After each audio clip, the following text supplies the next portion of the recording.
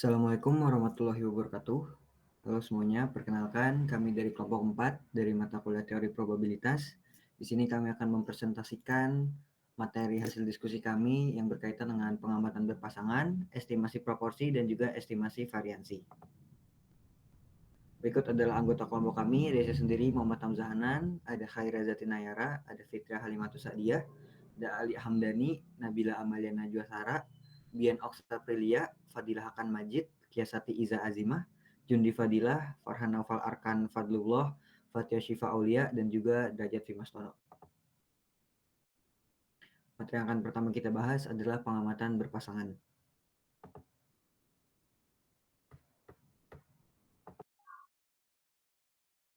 Definisi dan konsep. Definisi dari pengamatan berpasangan adalah metode pengujian statistik yang digunakan untuk berpasangan dari suatu kelompok sampel. Konsep dasarnya tersendiri ialah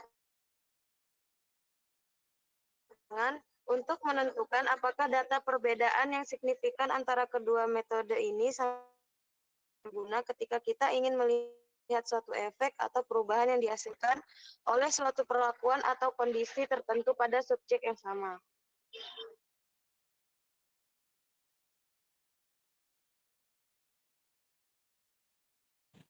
Oke, selanjutnya ada rumus dasar dalam pengamatan berpasangan. Itu di sini ini merupakan rumus dasarnya XD sama dengan ke kurung D1 tambah D2 tambah D3 tambah D4 dan seterusnya sampai Dn tutup kurung lalu dibagi dengan N. N itu jumlah dari datanya. Di mana XD itu merupakan rata-rata perbedaan sampel berpasangan dan Dn itu merupakan perbedaan nilai dari sampel 1 dikurangi sampel 2. Lalu N merupakan jumlah dari sampel yang ada.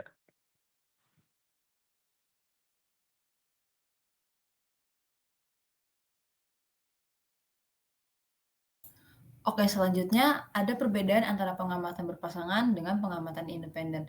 Pengamatan berpasangan ini, dua populasi yang terpisah ini berkaitan. Biasanya pengamatan berpasangan ini digunakan ketika pengamat ingin mengukur perubahan dalam variabel tertentu seiring waktu. Sedangkan pada pengamatan independen, dua populasi yang terpisah ini tidak berkaitan dan dia individunya hanya tergabung ke dalam satu grup.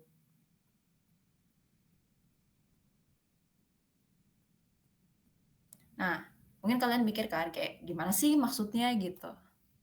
Boleh di next?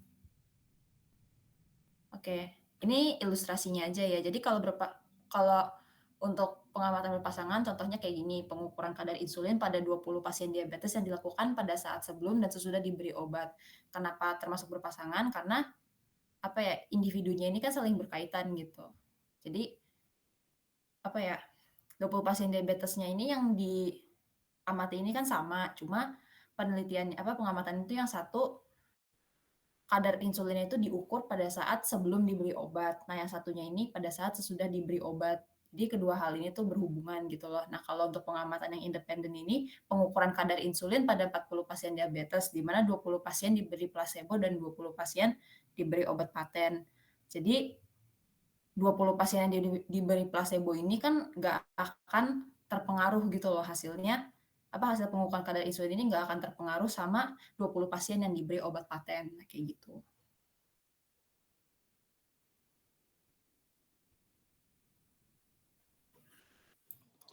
Selanjutnya ada langkah-langkah analisis berpasangan. Yang pertama itu membuat hipotesis.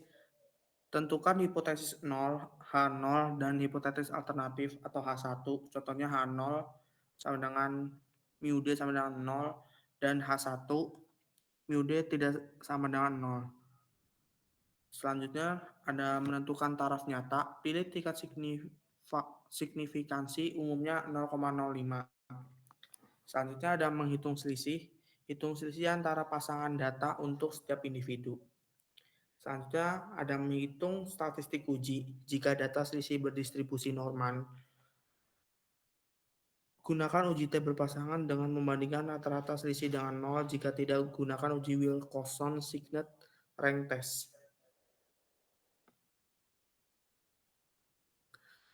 Selanjutnya ada contoh soal. Yang data sampel terdiri dari data 10 pasien pria dan mendapatkan obat Kaptolel dengan dosis 6,25 mg.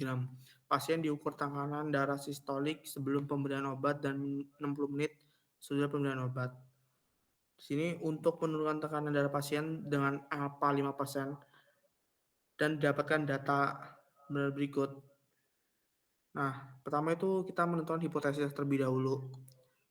Nah, di sini H0 sama dengan 0 dan ada HA dan tidak sama dengan 0. Nah, di sini terdapat ada selisih dari sebelum dan sesudahnya. Terus didapatkan juga rata-rata yaitu negatif 17,2 dan simpangannya itu 23,6. N-nya itu adalah jumlah data sama dengan 10. Nah, kita nilai T-nya itu yang rumus sebagai berikut dan mendapatkan nilai negatif 2,302. Nah, DF-nya itu N-1, 10 karena sama dengan 9. Jika dilihat pada tabel DF itu sama dengan 9, T-nya itu 2,3, diperoleh value-nya itu kurang dari 0,0253. Nah, dengan keputusan lambdanya 0,25, maka P-value-nya itu kan dari A, sehingga HO ditolak.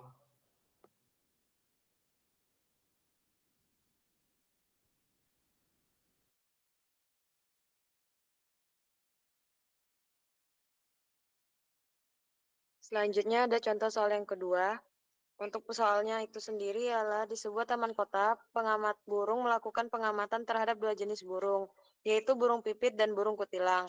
Dalam pengamatannya, dia mencatat jumlah burung pipit dan burung kutilang yang terlihat setiap jam selama 5 jam. Berikut adalah hasil pengamatannya.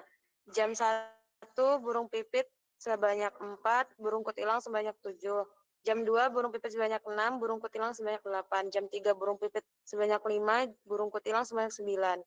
Jam 4, burung pipit sebanyak 7, burung kutilang sebanyak 6.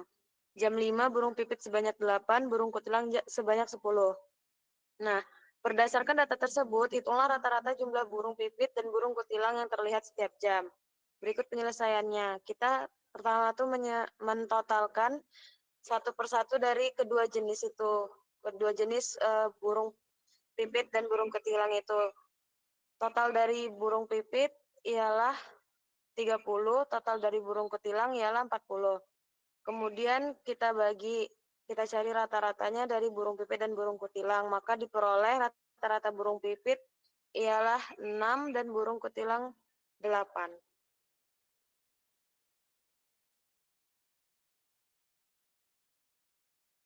Oke, untuk contoh soal yang ketiga, soalnya itu sebanyak 12 mobil dengan ban biasa dipilih secara acak, lalu didata jarak tempuhnya dalam kilometer untuk 1 liter bahan bakar. Selanjutnya, pada 12 mobil yang sama, ban biasa tersebut diganti menjadi ban radial, lalu didata kembali jarak tempuhnya dalam kilometer untuk 1 liter bahan bakar. Untuk datanya sebagaimana berikut. Asumsikan kedua populasi berdistribusi normal. Dengan taraf signifikansi 5%, dapatkah disimpulkan bahwa mobil dengan ban radial lebih hemat bahan bakar dibandingkan mobil dengan ban biasa? Oke, untuk pembahasannya nih.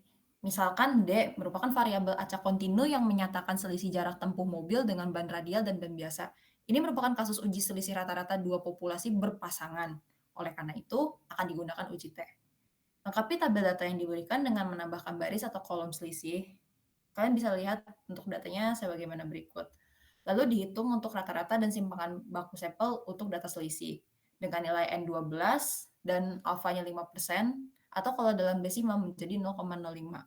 Untuk rata-ratanya itu sendiri yaitu untuk rata-rata dari data selisih yaitu negatif 0,1417.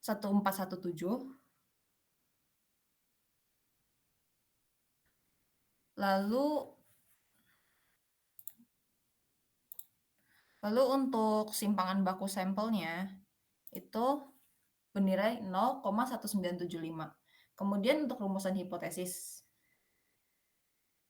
Misalnya 1 dan 2 berturut-turut adalah populasi jarak tempuh mobil dengan ban biasa dan ban radial per 1 liter bahan bakar. Parameter populasi yang akan diuji adalah D, yaitu nilai dari 1 kurang 2. Lalu untuk hipotesis nolnya seperti ini, dan untuk hipotesis alternatifnya seperti ini.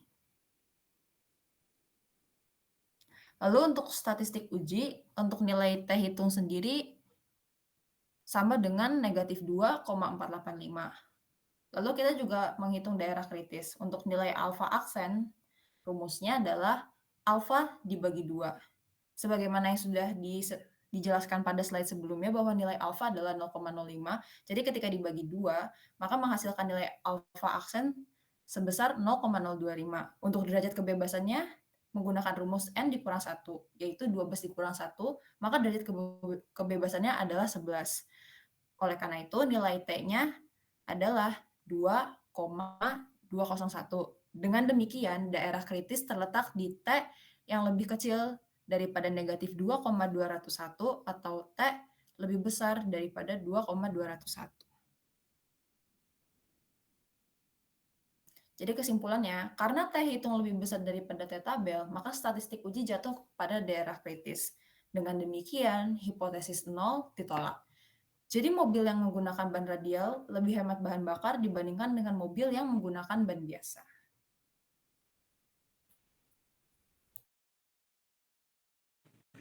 Oke, untuk contoh soal selanjutnya itu sebuah penelitian memiliki tujuan ingin mengetahui apakah terdapat perbedaan waktu yang dibutuhkan perawat untuk memasang infus sebelum dan sesudah mengikuti pelatihan. Karena itu, peneliti mengambil sampel acak terhadap 10 orang perawat. Berikut merupakan waktu yang dibutuhkan seorang perawat saat memasang sebelum dan sesudah mengikuti pelatihan. Data tersebut dihitung dalam menit.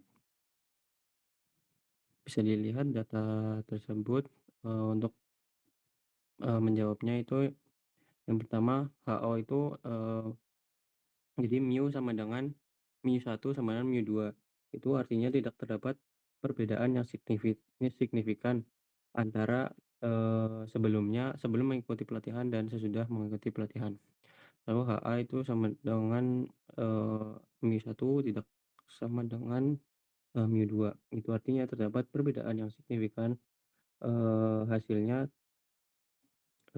sebelum dan sesudah mengikuti pelatihan. Lalu titik kritis uji dikurangi nilai T tabel pada koefisien A itu bernilai 95%. Jadinya koefisien A itu sama dengan 0,05 dan DF sendiri itu 9A sama dengan 2,26. Nah, di sini dihitung selisih waktu sebelum dan sesudah mengikuti pelatihan. Menghasilkan D sama dengan 8/10 sama dengan D sama dengan 0,8.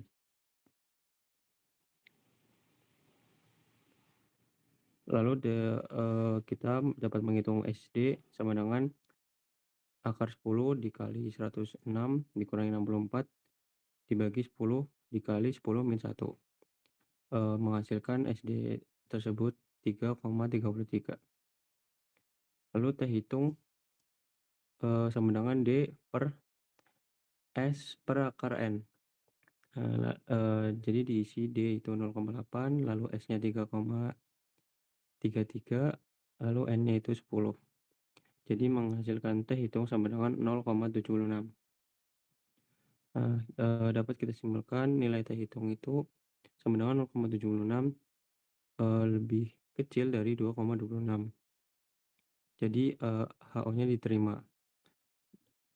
Lalu dari hasil tersebut dapat kita simpulkan tidak ada perbedaan waktu yang dibutuhkan perawat untuk memasang infus sebelum mengikuti pelatihan dan sesudah mengikuti pelatihan.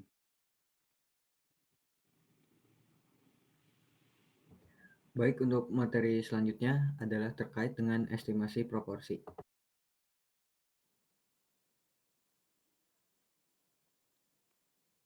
Untuk estimasi proporsi dari definisi sendiri ialah metode statistik yang digunakan untuk memperkirakan persentase atau proporsi dari suatu populasi berdasarkan sampel yang diambil. Nah, konsep dasar dari estimasi proporsi adalah menggunakan data sampel untuk mendapatkan gambaran tentang karakteristik proporsi dalam populasi dengan memperhatikan variabilitas dan ketidakpastian.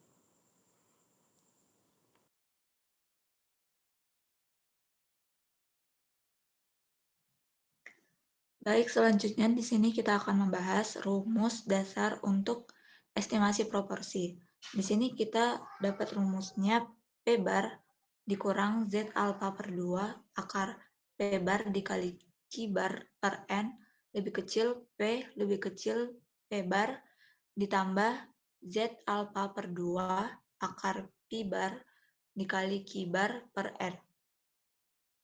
Nah, di sini P bar itu adalah proporsi sampel atau estimasi proporsi populasi. Cara mencari P bar ini bisa kita cari dengan X per N. X ini adalah jumlah individu dalam sampel yang memenuhi kriteria, dan N itu adalah ukuran sampel, yaitu jumlah total individu dalam sampel. Kemudian Q bar itu adalah komplementer proporsi sampel. Mencari Q bar ini bisa kita cari dengan 1 dikurang P bar. Kemudian Z alpha per 2 itu adalah nilai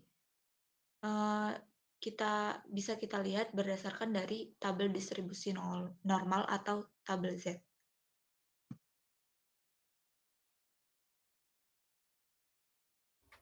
Selanjutnya ada langkah-langkah estimasi proporsi. Yang pertama itu langkah pertama mendefinisikan masalah dengan menentukan apa yang ingin diestimasi seperti persentase siswa yang lulus ujian serta populasi target dan parameter proporsi yang diinginkan. Kedua, ambil sampel acak dari populasi dengan ukuran yang cukup besar untuk memastikan hasil estimasi valid dari data sampel. Hitung proporsi sampel P-hat menggunakan rumus P-hat sama dengan X per N, di mana X adalah jumlah elemen yang memiliki karakteristik tertentu dan N adalah ukuran sampel. Sampai tentukan tingkat kepercayaan 1 dikurang alfa seperti 95% atau 99% yang mencerminkan seberapa yakin bahwa interval mencakup nilai proporsi populasi sebenarnya. Selanjutnya hitung standar error SE dengan rumus SE sama dengan P-hat 1 dikurang P-hat per N. Kemudian hitung interval kepercayaan dengan rumus P-hat plus minus Z dikali SE.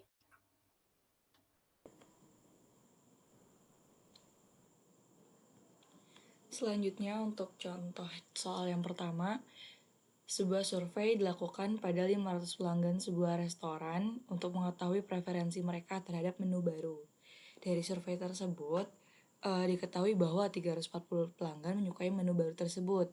Carilah taksiran interval kepercayaan 90% untuk proporsi pelanggan yang menyukai menu baru. Nah, di sini kita tulis apa saja yang diketahui. Yang pertama yaitu ada N atau ukuran sampel, yaitu 500. Kemudian ada proporsi sampel atau P bar, yaitu tadi yang disampaikan oleh teman saya, yaitu rumusnya adalah X per N, yaitu 340 per 500, sama dengan 0,68. Kemudian untuk Q barnya itu 1 dikurang P bar. Nah, 1 dikurang 0,68 sama dengan 0,32. Untuk 1 dikurang alfa yaitu dari yang tingkat kepercayaan tadi yaitu ada 90%, berarti alfanya adalah 10%, alfa per 2 sama dengan 5%, berarti didesimalkan menjadi 0,05.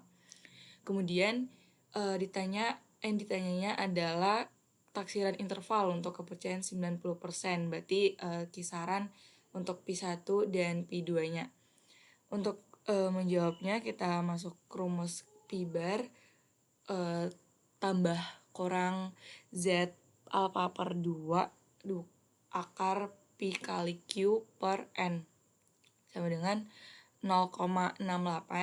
Nah, untuk Z nilai kita tuh mencari nilai Z yang ketika luas areanya itu adalah 0,05.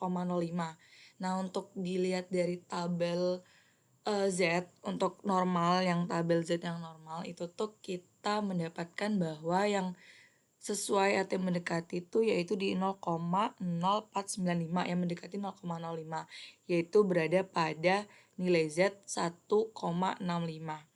Kemudian kita ambil Z plusnya, berarti 1,65. Kita masukin di nilai Z di rumus tadi, berarti 0,65 tambah kurang 1,65 diakari 0,68 dikali dengan 0,32 per N tadi, yaitu 500. Kemudian kita tambah dan kurangin untuk kurang itu sebagai tepi bawah dan untuk hasil tambah itu sebagai tepi atas.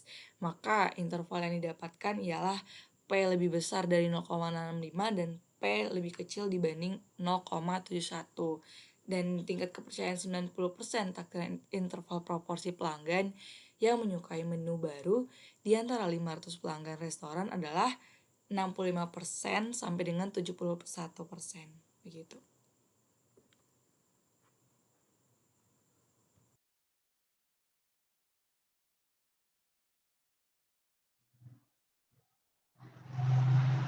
Baik, untuk contoh selanjutnya, untuk contoh yang kedua, yaitu untuk meningkatkan pelayanan kepada pelanggan, PT Usaha Mandiri di Kota Padang melakukan survei kepuasan pelanggannya. Dari 3.000 pelanggan pada bulan Agustus 2021, ternyata 2.100 orang menyatakan puas dan sisanya kurang puas. Buatlah interval keyakinan tentang kepuasan pelanggan tersebut dengan menggunakan tingkat keyakinan 95%.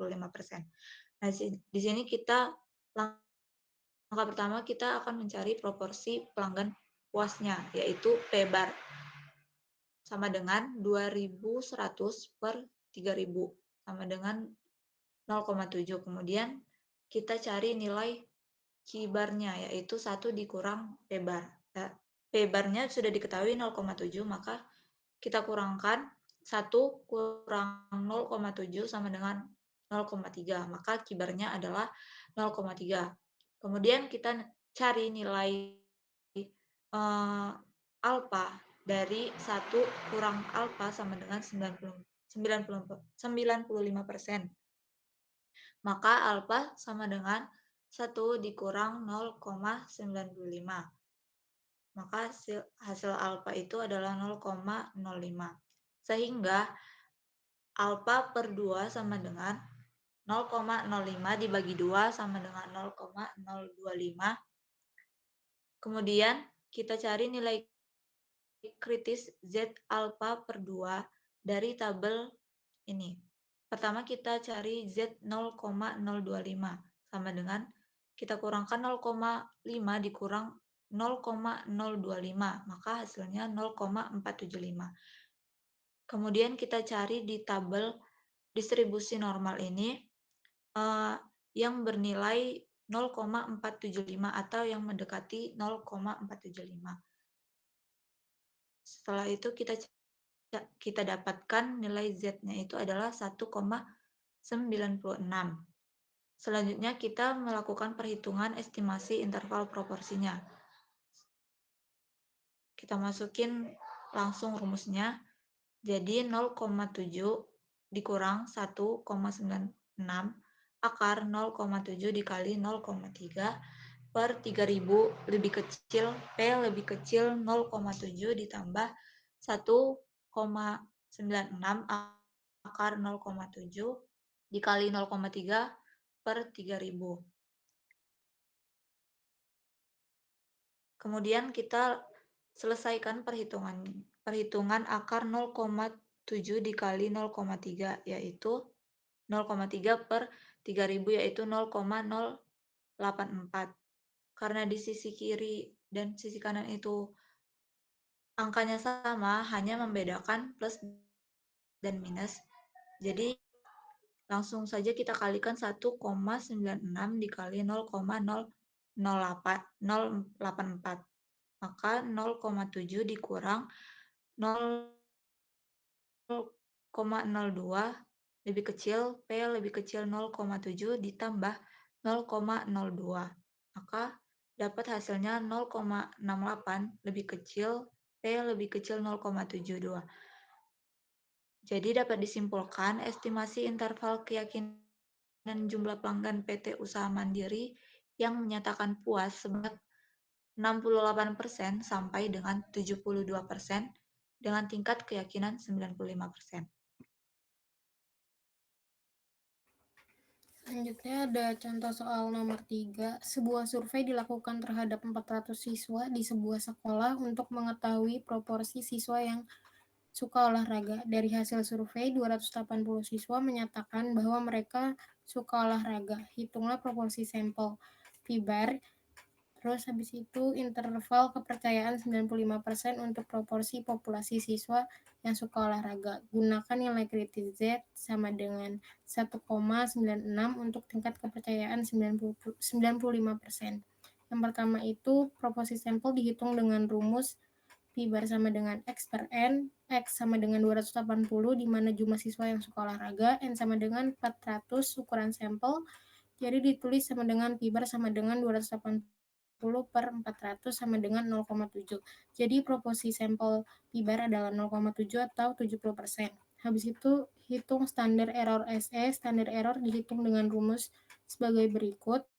Habis itu disubstitusi nilai SE sama dengan akar 0,7, 1 dikurang 0,7 per 400 sama dengan akar 0,7 kali 0,3 per 400 sama dengan akar 0,21 per 400 sama dengan akar 0,525 sama dengan 0,0229. Habis itu hitung interval kepercayaan. Interval kepercayaan dihitung dengan rumus seperti berikut.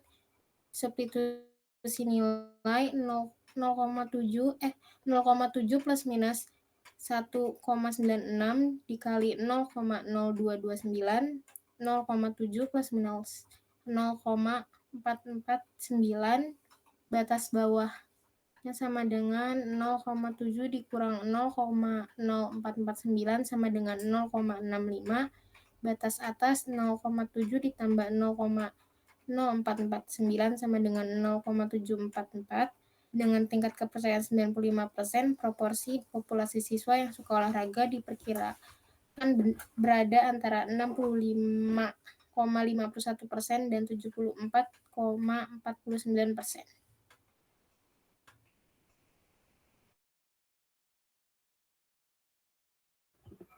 Oke, untuk soal selanjutnya yaitu 100 orang calon mahasiswa akuntansi sebagai sampel acak yang telah mengikuti tes IQ mempunyai rata-rata IQ sebesar 110 dan diketahui mempunyai simpangan baku sebesar 20.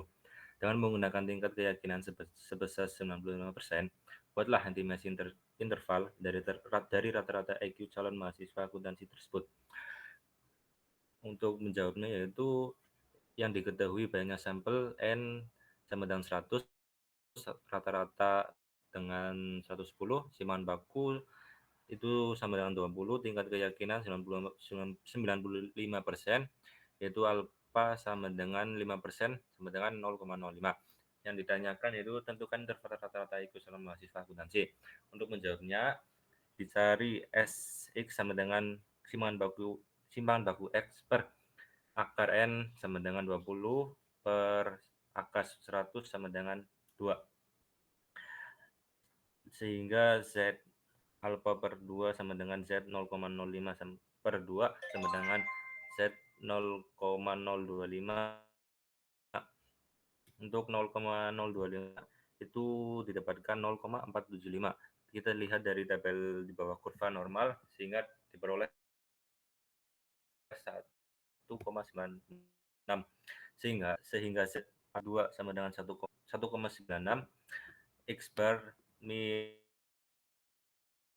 Z per 2 X S kali S X kurang dari sama dengan mu kurang dari sama dengan X bar plus Z alfa per 2 kali SX, sehingga 110 min 1,96 kali 2 kurang dari sama dengan mu kurang dari sama dengan 110 plus 1,96 kali 2, sehingga 110 dikurangi 3,92 kurang dari sama dengan mu kurang dari sama dengan 110 plus 3,92, sehingga sehingga didapatkan 106,08 kurang dari sama dengan mu kurang dari sama dengan 113,92.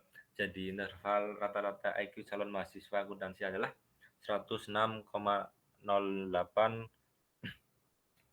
kurang dari sama dengan mu kurang dari sama dengan 113,92.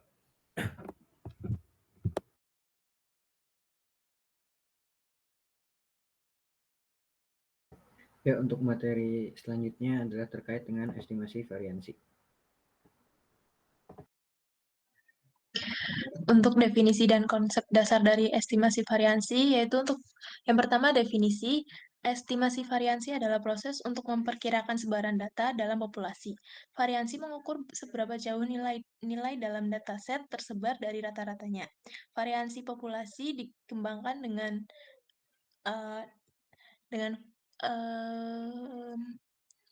standar deviasi kuadrat, sementara variansi sampel dilambangkan dengan S kuadrat.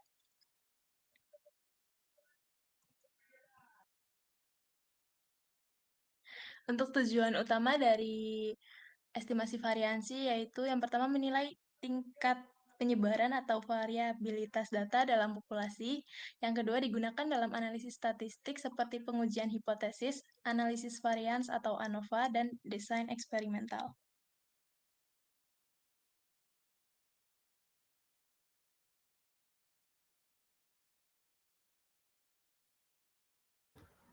Oke, selanjutnya di sini ada terkait rumus dasar estimasi variansi. Bisa dilihat rumusnya adalah estimasi variansi populasi sama dengan sigma X dikurangi mu dalam kurung kuadrat per N, di mana sigma itu merupakan penjumlahan dari X, yaitu X setiap nilai, dan mu itu rata-rata dari populasi, dan N juga N adalah jumlah nilai dalam populasi.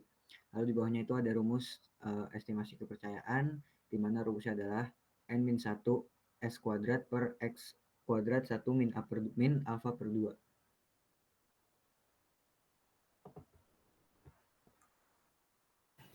Selanjutnya terdapat langkah-langkah dalam menentukan estimasi variansi, di mana yang pertama kita perlu menghitung variansi sampel ataupun S kuadrat, di mana ketika kita melihat soal biasanya S kuadrat ini terlihat terdapat standar deviasi yang dikuadratkan dari data yang ada.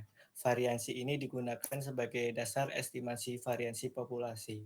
Selanjutnya, menentukan jumlah observasi dalam sampel N. Selanjutnya, hitung derajat kebebasan dengan rumus V sama dengan N-1. Selanjutnya, tentukan nilai Ch² atau S kuadrat dari tabel distribusi berdasarkan derajat kebebasan atau V dan tingkat kepercayaan 1 min alfa yang dipilih. Nilai penting yang dibutuhkan adalah Ch² alfa per 2 untuk sisi kiri dan untuk sisi kanannya Ch² 1 min alfa per 2. Selanjutnya kita dapat merumuskan sebagai interval kepercayaan yang tadi sudah dijelaskan. Next.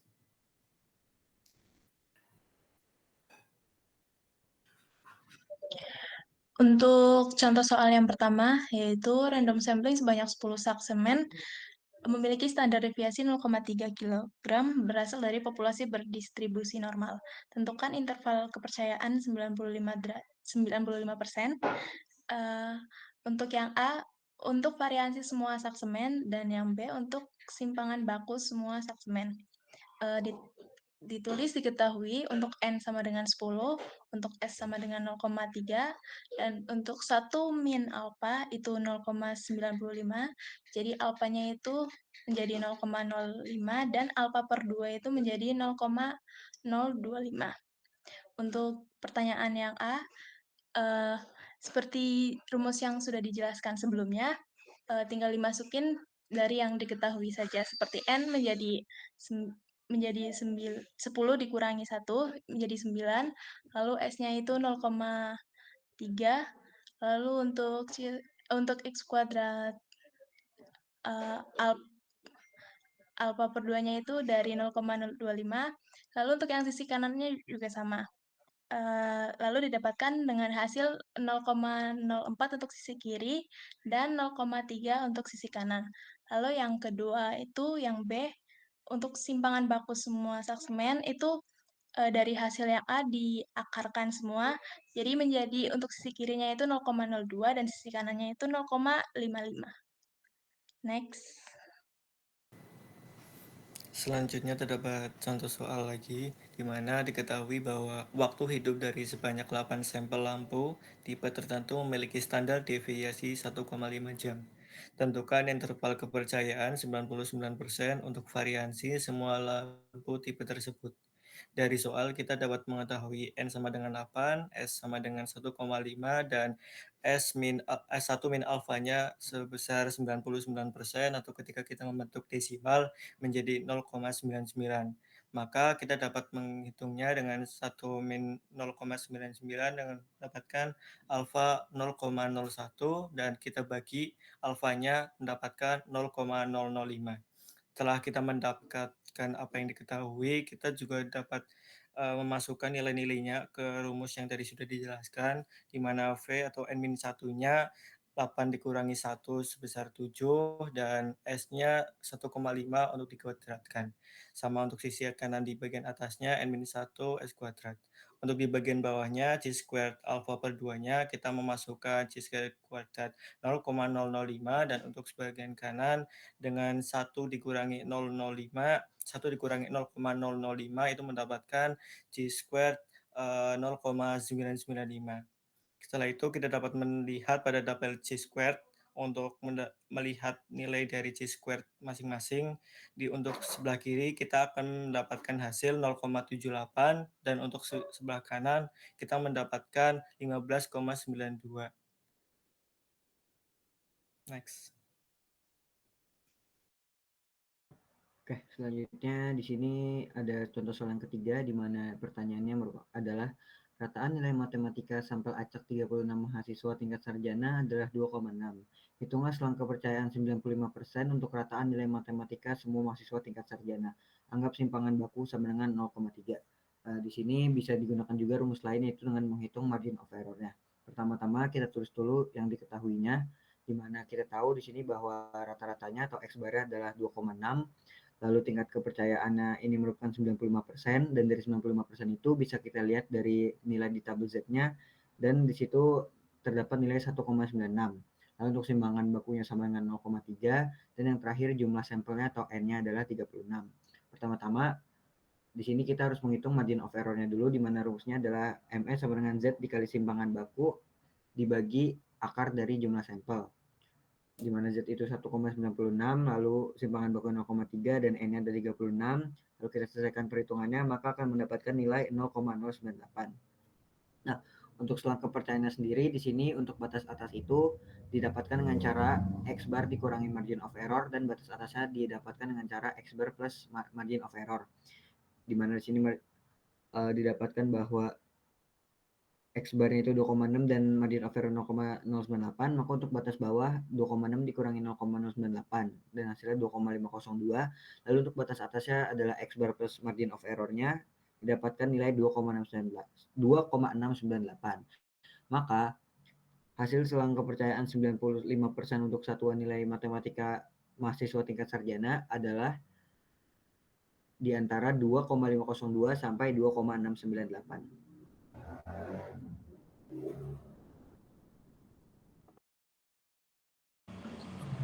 Selanjutnya ada contoh soal 4, di mana ada contoh soal tentang estimasi variansi yang sederhana, yaitu varians atau ragam dari data 4, 5, 4, 6, 4, 3, 5, 2, 3, 4 adalah dengan opsi A 0,75, B 1,0, C 1,2, D 2,3, E 2,5. Nah, buat cara penyelesaiannya, langkah pertamanya itu untuk menghitung varians data tunggal, tentukan terlebih dahulu rata-rata data yang dimana 4 ditambah 5 ditambah 4 ditambah 6 ditambah 4 ditambah 3 ditambah 5 ditambah 2 ditambah 3 ditambah 4, habis itu dibagi dengan 10. Nah, hasilnya itu ketemunya 4. Lalu selanjutnya setiap data dikurang 4 lalu dikuadratkan sehingga diperoleh varians yang langkahnya ada sudah tertera di situ, yang hasilnya itu dengan hasil 1,2 yang cocok dengan opsi yang C.